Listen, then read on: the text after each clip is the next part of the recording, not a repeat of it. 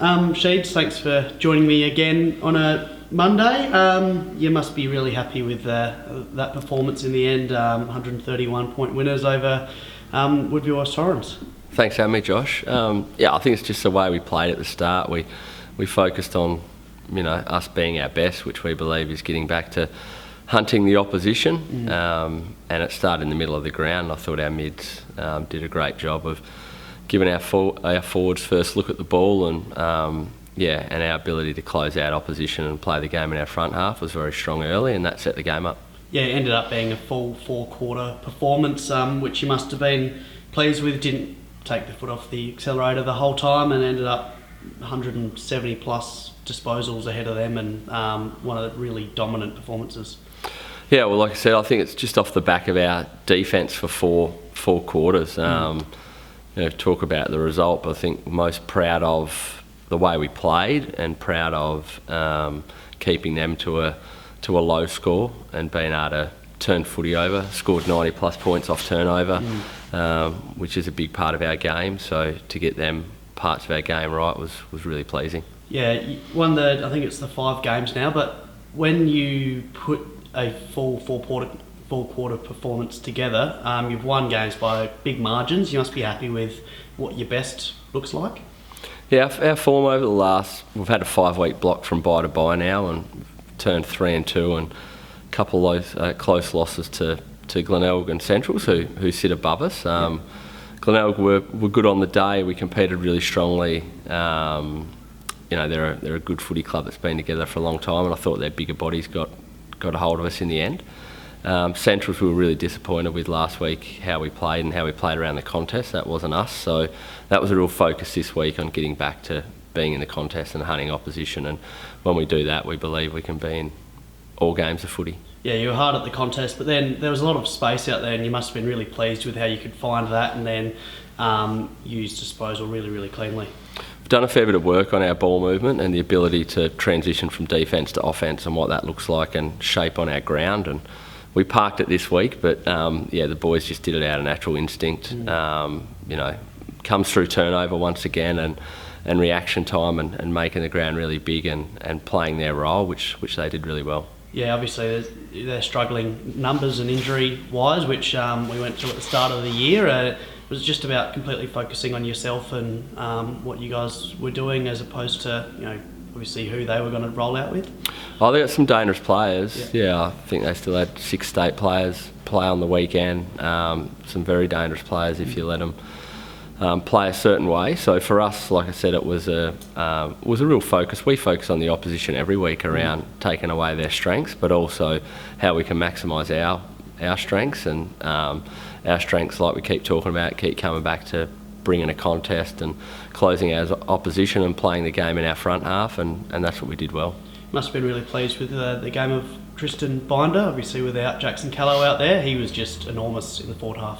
He was, yeah. Him and Finn, kicked 11 between them, and really good aerial presence for us, but also the ability to play some smalls out of the goal square and rotate more mids through the middle of the ground, and smalls deep, with Bain and Billy and Alec Wright as well out of there, gives us different options, and I guess makes us a little bit more unpredictable to the opposition as well. Yeah, they seem to go to Bain and Low throughout the game, and Rokes had a bit more space this week, but I think the game of Billy Cootie was unbelievable. 39 disposals and 2 goals, wasn't it?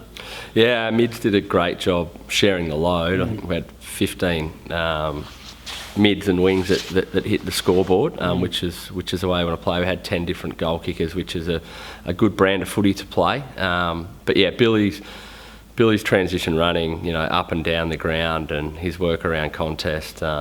He's a different player at SANFL level. He moves very well laterally, and he's got really clean hands and kicks the ball well, and can get from contest to contest very strongly. And Bill's had a great last 5 to 6 weeks. We're looking forward to him continuing to grow, and we'll keep growing as a footy club. Yeah, it was a slow start to the year, but now 1 game outside of the top 5. Must be nice at the very least to play in games that mean something every single week, whether it's a final spot or another victory. There's a lot on the line every time you run out there now. There is. I think there's a lot on the line. I was having this conversation with someone the other day. There's a lot on the line no matter where you are on the ladder, you know. Not to speak of other opposition, but, you know, Sturt's probably feeling it about their continue to keep winning, and then there's, you know, top 3 and top 5 and teams that might drop out and might come in. So footy's unique wherever you are on the ladder, and I think for us, we haven't talked about the ladder and we won't. We just want to keep playing our way, and like I said, if we can play that way with a good consistent group that give effort every week, it's a great starting point for us. Yeah, a lot of new faces at both levels. 2 debutantes, Tyson Walls and Max Hodges. I thought they were really good. Yeah, it was good for both of them. Maxie's from North Adelaide, but been with us for a while and gone through significant injuries, and his ability to keep sticking tough and doing pre-seasons, and he's changed his body shape and his agility's, you know, got a lot better, and he put a big pre-season in, and Maxie's been knocking the door down for probably 5 or 6 weeks and finally got his opportunity. He's been our Fortis player in development for 3 or 4 weeks as well, so his form's really strong. And